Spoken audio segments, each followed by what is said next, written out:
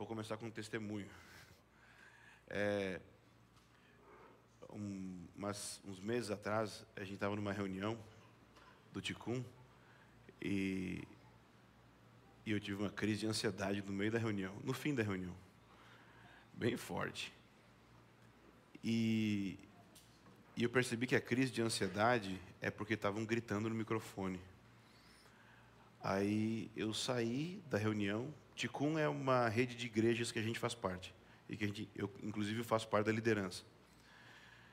E aí eu saí lá fora e sentei no gramado. E o Arlindo chegou lá, sentou do meu lado, ele viu que eu não estava bem. E eu falei para ele, nossa, eu estou sentindo uma crise de ansiedade, estou me sentindo mal. Muito barulho. Estão gritando no microfone, o som está alto, eu estou passando mal. Aí o Arlindo virou para mim e falou, eu sinto isso em todos os nossos cultos, nesses 15 anos. Eu, 15 anos e você não me falou isso? Ou seja, eu percebi que tem mais gente, só que eu não sabia, eu tive que experimentar na pele, que tem experiências bem negativas, por mais que ame a Jesus, tem experiências bem difíceis e negativas com algumas dinâmicas do culto, né? E então eu fiz uma experiência de tentar mudar um pouco um dia, uma reunião, naquele mesmo lugar que a gente fez essa reunião do Ticum, teve um retiro nosso, onde, na verdade, nem fui eu, foi Jesus 100%, porque a gente foi começar uma reunião, o Cascas foi começar uma reunião, e o Espírito Santo foi conduzindo, mas internamente no presbitério a gente já estava conversando sobre a possibilidade de ter uma reunião diferente, onde a gente fosse mais sensível a essa realidade. E o Casca foi liderando, e a gente foi levando a reunião de um jeito mais doce, sabe, sem tanto barulho e tal, e dando mais ênfase para as vozes do que para os instrumentos. E para mim foi uma prova de que daria muito certo. Então a gente decidiu que nós já sentimos que nós precisávamos ter 2 cultos, já era uma necessidade normal, porque nós queremos ocupar somente esse espaço aqui. A gente acredita que é muito desconfortável os irmãos ficarem do lado de lá. A gente gostaria que todo mundo tivesse o conforto de ficar do lado de cá, com cadeiras melhores e com acústica melhor. Então nós vamos fazer 2 cultos no período da manhã, tá? Sendo que o primeiro culto vai começar às 8 da manhã, das 8 às 9h30, e vai ser esse culto nesse estilo, que eu vou tentar estar mais presente nele para servir desse jeito, de cuidar nesse estilo, tentar criar um culto nesse estilo mais vinil, vintage, cantar uns hinos aí, cantar uns Mato Nascimento. Não, estou brincando, não vou cantar Mato Nascimento. Vou pedir para quem sabe cantar. Mas tem uma reunião que tenha... Eu quero tentar aprender a pregar de novo, e tentar aprender a ministrar de um jeito, porque eu acredito que não é só que eu tive essa experiência, e não é só que tenho irmãos entre nós que têm isso, mas a nossa geração tem muita gente que está sofrendo com esse tipo de realidade. E talvez, se nós tivermos uma realidade de reunião que é sensível a esse dilema, talvez a gente também tenha um tipo de igreja que é evangelizadora também na estrutura da sua reunião. Então nós vamos tentar fazer isso nessa reunião das 8 às 9h30, e depois, a partir das 10 horas, vamos continuar com essa mesma reunião. Então essa reunião que começa às 9, vai começar às 10, ok? Então você vai ter 2 reuniões para decidir para vir. Você quiser acordar mais cedo, tá? Para depois você ir fazer um almoço, jogar um golfe. É que no meu mundo eu moro num lugar que as pessoas jogam golfe. Ali em Sumaré tem, tá, um campo de golfe se você quiser jogar. Então, se você quiser jogar um tênis. Então, dá tempo de você fazer isso. Mas se você quer acordar tarde porque você ficou vendo popó no outro dia, então você vem no culto das 10, ok? Se você acordar muito tarde, aí você vai lá no Over na Batista, que daí é às 6 da tarde, tá bom? Que não vai ter o culto aqui, tá? Gente, eu vou pregar o mesmo sermão que eu preguei no retiro. Sério.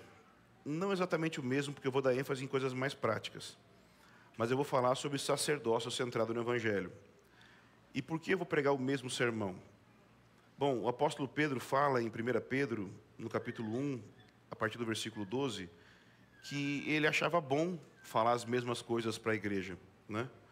Então, eu quero fazer isso, eu quero falar as mesmas coisas para vocês, tá? Tudo bem? Mas não é só isso, não é só porque é bom falar as mesmas coisas para a igreja, mas também porque, bom, eu sinto o Espírito Santo me guiando para isso, e também porque eu acredito, tem pessoas aqui que não estavam lá, e que você vai ser beneficiado ouvindo. E também porque eu estou com um pouco de coração de professor, eu queria retomar a matéria, e a gente estudar de novo e ver de novo. Então, se você tem uma Bíblia com você, eu queria ler o texto principal, que está em 1 Pedro, capítulo 2, versículo 4 e 5. 1 Pedro, capítulo 2, versículo 4 e 5.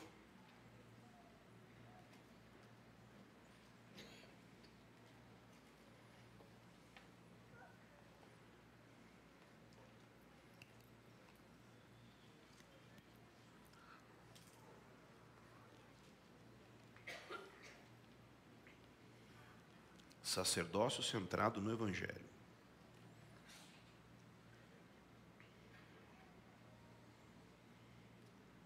Diz assim a palavra de Deus. Eu estou lendo na versão da NVI, tá? À medida que se aproximam dele, a pedra viva, rejeitada pelos homens, mas escolhida por Deus e preciosa para ele, vocês também estão sendo utilizados como pedras vivas na edificação de uma casa espiritual para serem sacerdócio santo, oferecendo sacrifícios espirituais aceitáveis a Deus por meio de Jesus Cristo. Pois assim é dito na Escritura. E aí ele vai falar sobre a pedra de Sião que foi rejeitada. Essa é a palavra do Senhor, amém? Pai, em nome de Jesus, eu peço que o Senhor libere sobre nós espírito de sabedoria e de revelação, abençoando o falar e o ouvir da Tua palavra em nome de Jesus. Amém. Irmãos, nós temos uma visão e uma missão. Visão significa como nós compreendemos o mundo. Missão é como nós agimos dentro da compreensão. Nossa visão é que a presença de Deus é o sentido da vida e o anseio mais profundo do coração humano. Essa visão, então, ela é composta de duas dimensões. Uma dimensão histórica e outra antropológica. Histórica significa a presença de Deus é o sentido da vida, ou seja, nós olhamos a vida como possuindo um sentido. Sentido esse que você não decide, já foi decidido por você antes de você nascer. Nós acreditamos que Deus decidiu que Ele é o centro da história e Ele deve ser, moralmente e eticamente falando, a sua decisão pessoal de ser o sentido da sua história. Porque de um jeito ou de outro, um dia, você vai se encontrar com Deus. Seja querendo ou não querendo, todos um dia vão comparecer diante do trono de Deus. Então, Ele é o fim último de tudo. No fim, todo mundo vai estar diante de Deus. No fim, todo mundo vai se encontrar com Deus, amém?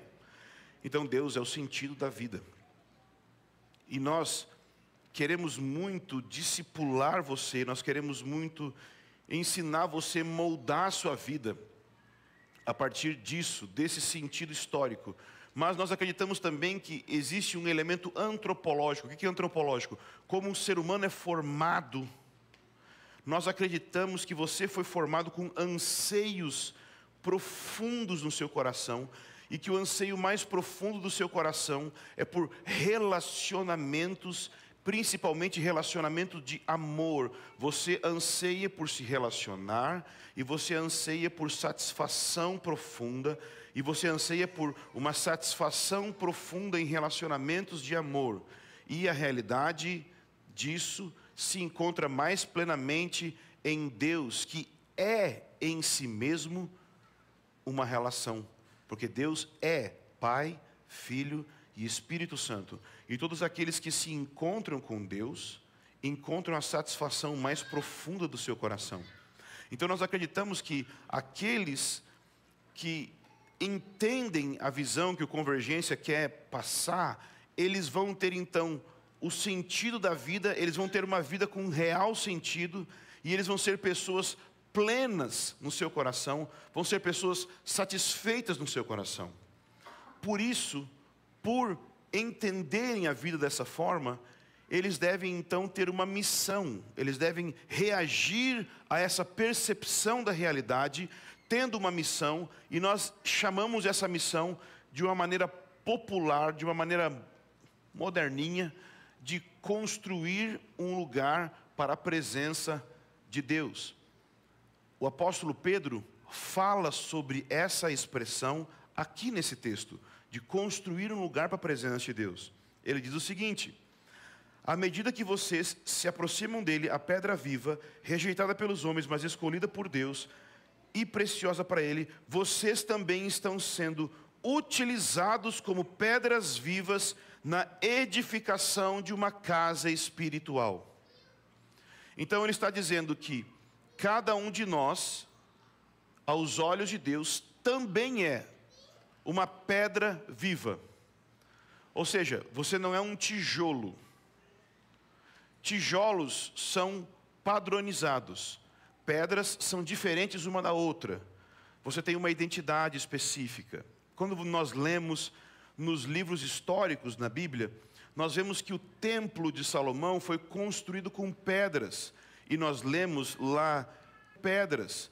E nós na Torre de Babel que ela foi construída. Então nós não construímos por padronização, mas nós temos unidade, com certeza. Então, as pedras no templo de Salomão, elas não foram feitas num padrão, ainda que elas foram sim moldadas. Elas foram moldadas para se encaixar umas com as outras, ok? Então você é uma pedra, mas você não é uma pedra inanimada, ele está chamando de pedra viva. Ou seja, você faz parte da edificação de uma casa espiritual. Então esse conceito que nós estamos querendo ensinar sobre edificar um lugar para a presença de Deus, não é uma ideia moderninha, não é uma ideia de livro de avivamento moderninho, de livro profético que a gente inventou. É apostólico. O apóstolo Pedro está dizendo para a igreja que eles estavam sendo convocados por Deus, cada um individualmente, para cooperarem na edificação de uma casa espiritual. Então, saiba disso.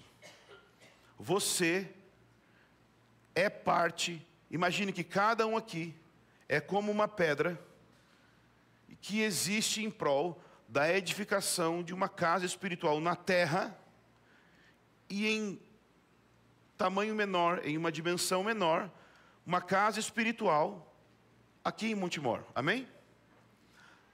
O que acontece é que essa casa espiritual está ligada com mais duas realidades aqui nesse texto. Veja o que ele diz: vocês são pedras vivas na edificação de uma casa espiritual para. Então, a edificação da casa espiritual existe para quê? Para serem sacerdócio santo. Então, o objetivo da casa, é óbvio que fala sobre conter a presença de Deus. Mas, se na casa de Deus você apenas tivesse a presença de Deus sendo contida ali, mas você não tivesse o exercício do sacerdócio acontecendo naquela casa, não teria sentido. Por quê? Porque você teria Deus, mas você não teria relacionamento. ok? É como se Deus criasse o Éden, o jardim do Éden, e não criasse Adão e Eva. Que sentido ia ter? É como se Deus criasse o tabernáculo e não tivesse os levitas e os sacerdotes e Moisés e Arão. Que sentido ia ter?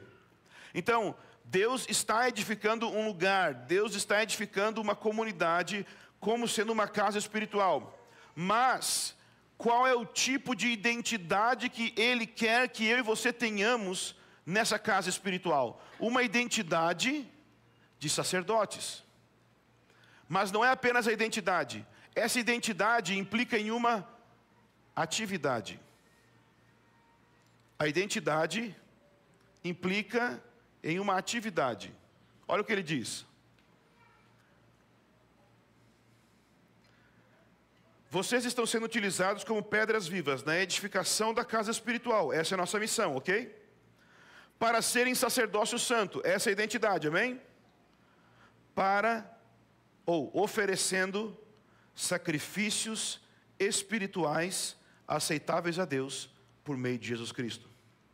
Existe uma casa, existe um sacerdócio, existe o sacrifício. A casa é a nossa missão. O sacerdócio é a nossa identidade. E os sacrifícios é a nossa atividade. Amém? Conseguiu entender a diferença? Essas três realidades estão ligadas. Porque a presença de Deus é a realidade última. Porque a presença de Deus é a nossa cosmovisão. Porque a presença de Deus não é simplesmente a nossa cosmovisão, mas é o ponto focal da lente da nossa cosmovisão. Porque, obviamente, a nossa cosmovisão vai além da presença de Deus. Óbvio que a nossa cosmovisão, ela é repleta de valores. Mas o que nós estamos dizendo é que Deus é o centro da lente que é a nossa visão. Que a presença de Deus é o centro, que nós precisamos ter uma perspectiva da realidade que é teorreferente, que Deus é o ponto central referente de tudo aquilo que nós olhamos. Amém? Então a presença de Deus tem que ser o centro, é o valor central. Paixão pela presença, anelo pela presença, desejo por Deus, encontro com Deus, conhecimento de Deus, relacionamento com Deus. Deus é o centro. Mas a partir disso uma missão, um lugar para Ele entre nós. Não é só assim, um dia eu vou encontrar Ele no céu. Não, se der aí a gente encontra. Não. Se Deus realmente é quem Ele diz que é, ou seja, Ele é a realização de todo sonho que eu tenho. Lembra que o C.S. Lewis dizia que se eu tenho fome, isso é sinal que existe comida. Mas se eu tenho fome por coisas que eu não encontro nessa terra maneira de satisfazer, isso é sinal que eu fui feito para coisas para além dessa terra. E isso é só uma maneira de ecoar aquilo que está no livro dos poetas, em Eclesiastes, que fala que Deus colocou a eternidade no coração do homem. Deus colocou em nós um eco, um crave, um anseio pela eternidade. Existe um abismo dentro de nós que clama por um abismo da presença de Deus que é mais expandido que as galáxias. Você consegue imaginar isso? Nós ansiamos por Deus profundamente e a gente esquece isso por causa de uma ou duas séries de Netflix, 2 ou 3 horas de TikTok e Instagram, mas está tudo bem, o sangue de Jesus está aqui hoje para limpar isso e te lembrar. Você quer Deus sentindo ou não sentindo por debaixo dessa pilha de emoções bagunçadas. Tem alguém que quer Deus não porque você é bom, mas porque Deus colocou o Espírito dele dentro de você. É o Espírito de Deus habitando dentro de você que está anelando o próprio Deus dentro de você. E é por isso que nós queremos criar um lugar para a presença de Deus, para satisfazer esse desejo profundo. Porque nossa insatisfação vem disso, nossa vida quebrada vem disso. Porque encontrar Deus resolve todos os problemas, ou no mínimo nos ajuda a conviver com os problemas não resolvidos. Então, nós queremos fazer isso. Nós queremos construir um lugar para a presença. Mas no processo, nós precisamos fazer isso encontrando uma identidade, um sacerdócio. E aqui entra a questão que eu estou querendo lidar com vocês. O sacerdócio e o sacrifício espiritual. Por muitos anos, eu ensinei e vocês sabem, eu tenho um ministério muito ungido, que é o ministério do Raul Seixas, que é, agora eu quero dizer o oposto do que eu disse antes. Eu disse, e basicamente era um eco de literatura, música e o mundo que eu convivi. Frases do tipo: oração traz avivamento, adoração atrai a presença de Deus. E aí você pode colocar o que você quiser mais junto. E dois ou três sermões falando sobre isso, teve gente tendo taquicardia. Teve pastor querendo desviar. Não aqui, mas em outro lugar. Cancelamento na internet. Mas, tô brincando, é só exagero. Não é tanto assim não. Porque como o Will falou, que eu sou exagerado mesmo. Intenso. Intenso. Tem outro nome clínico. Tem um nome clínico para isso, mas tudo bem. Então, o que eu quero dizer é o seguinte. A oração é importante. A adoração é importante. Mas ela precisa estar no lugar certo. Se você colocar a carroça na frente dos bois, não fica muito legal o jeito que você vai andar. Se a sua oração for o meio que sua vida é baseada, se sua vida for baseada na sua oração, quando você não orar, sua vida cai. Mas se sua vida for baseada no que Cristo fez na cruz, orando ou não orando, você se mantém de pé, e é esse sangue que vai fazer você voltar a orar quando você estiver fraco. E essa é a questão. Porque você sabe que você nem sempre vai continuar orando, porque você é fraco. Mas tem alguém que continua orando e intercedendo por você dia após dia diante do trono. E aí que está a questão. Jesus está diariamente intercedendo por você diante do trono. E como é que é o nome dessa intercessão de Jesus? Ele é o sumo sacerdote diante de Deus por nós. Então esse é o ponto principal que Hebreus 8 fala. Olha só, Hebreus 8. Hebreus 8, versículo 1.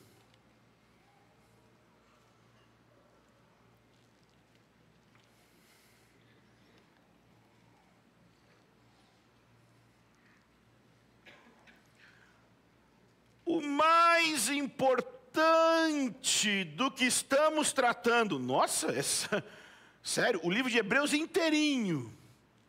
O mais importante do livro de Hebreus, o mais importante do que estamos tratando é que temos um sumo sacerdote como esse, que se assentou à direita do trono da majestade dos céus, e serve no santuário, no verdadeiro tabernáculo que o Senhor erigiu e não o homem.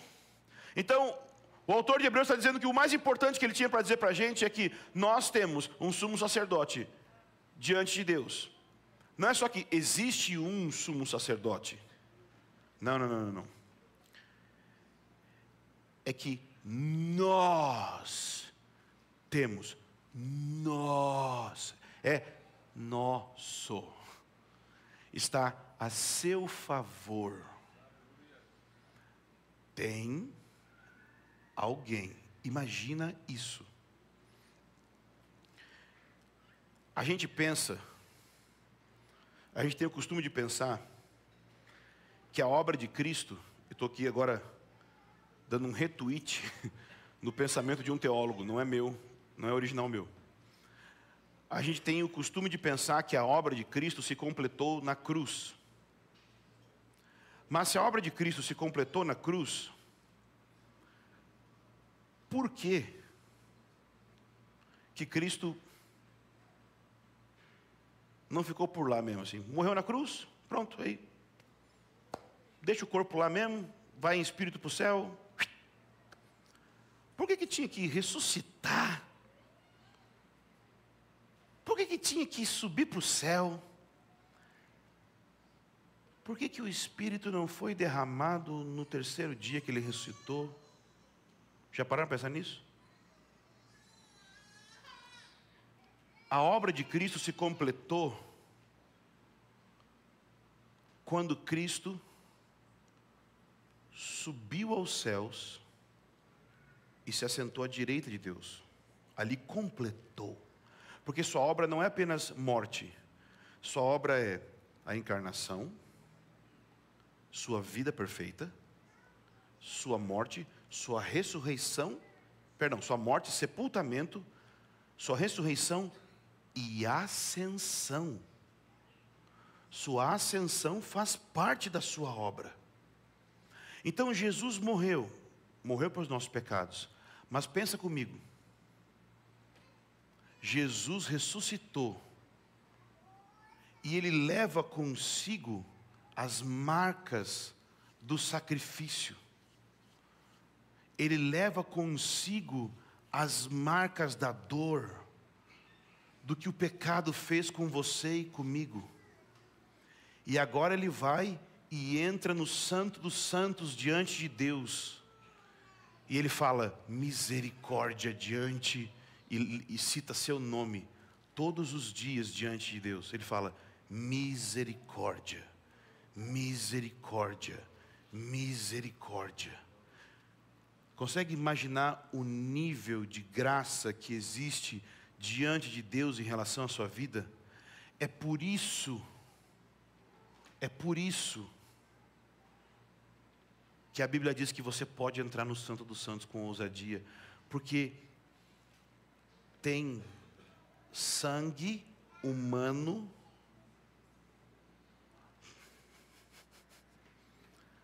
Você acha que quando Jesus ressuscitou, Ele deixou de ter sangue no corpo dele? Vamos lá. Tempo. Jesus, quando ressuscitou, ele é um ser humano sem sangue no corpo. Ele deixou de ter veia e deixou de ter sangue no corpo? Ou seja, Jesus deixou de ser ser humano? Claro que não. Então, meus irmãos, tem sangue de ser humano dentro do céu agora. No caso é o sangue de Jesus.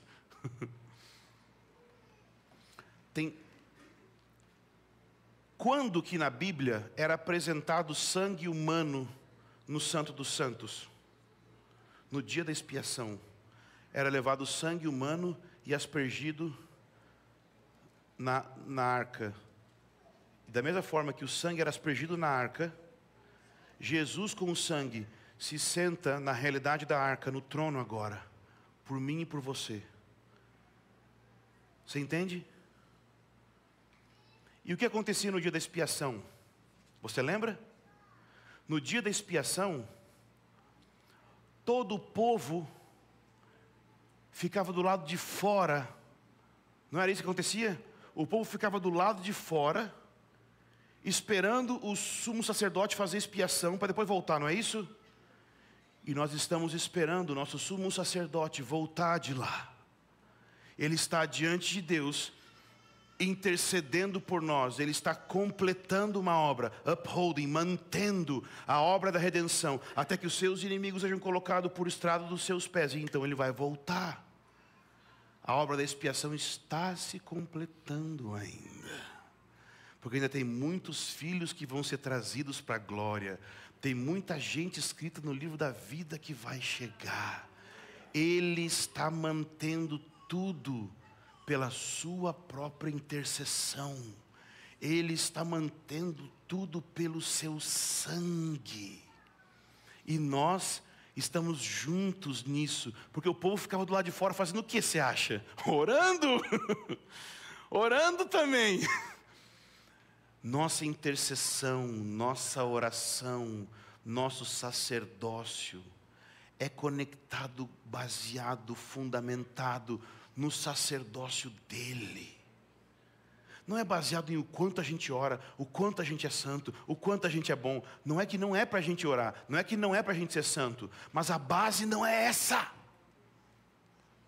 A base é ele, o sangue dele, a santidade dele.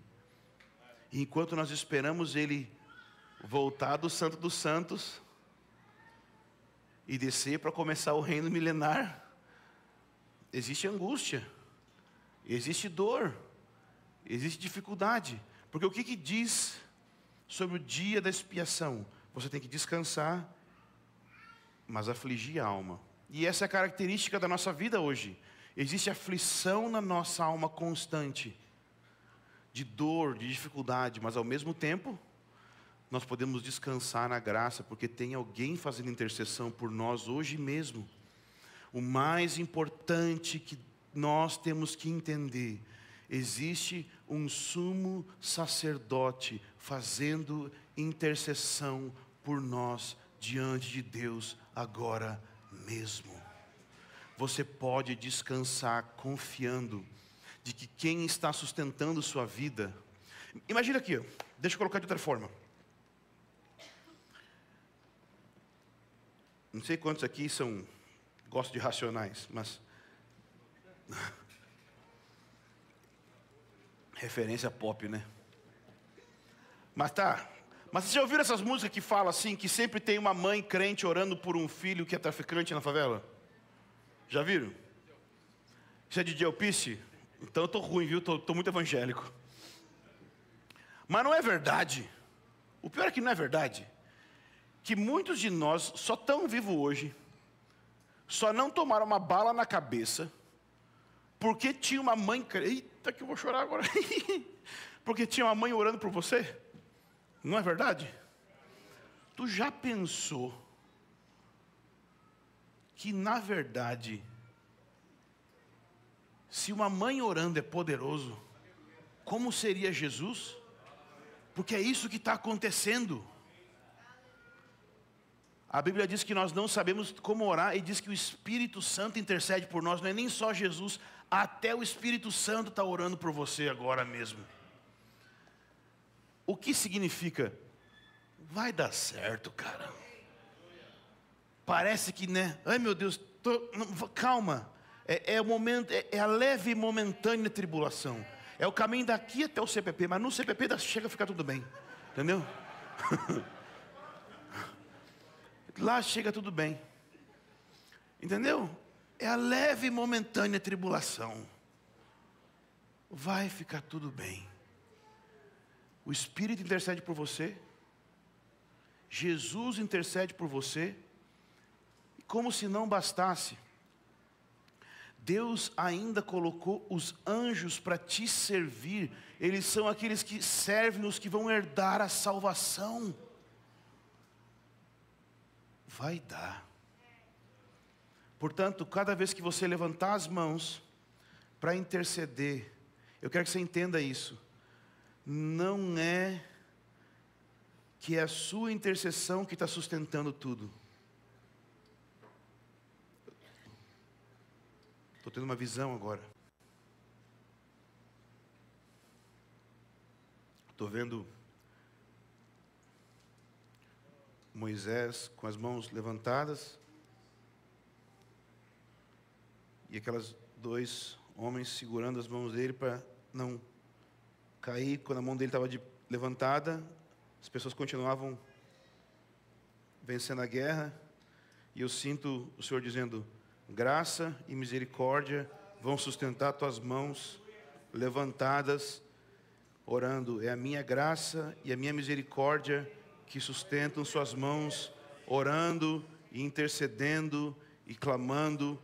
A sua oração, o seu sacerdócio é mantido porque a minha graça e a minha misericórdia está sobre você dia após dia. Não é por quanto você faz, não é por quanto você é bom, mas é porque eu estou intercedendo por você. É porque eu estou com você todos os dias da sua vida.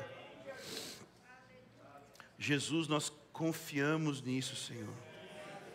Nós confiamos nisso de todo o coração, Jesus. Nós confiamos que você está nos sustentando, Jesus. Por isso nós oramos, nos ensina a desenvolver um sacerdócio no contexto da nova aliança. Como ter um movimento de oração, e sala de oração, e intercessão, adoração, do jeito que o Senhor gosta. Baseado na graça e não no legalismo. Baseado na santidade e não no legalismo, não na libertinagem. Senhor, eu oro pedindo uma renovada temporada na sua presença.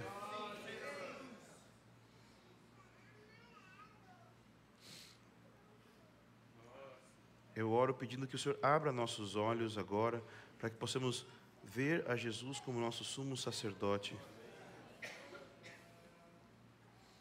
Abra nossos olhos para que possamos ver a Jesus como nosso sumo sacerdote.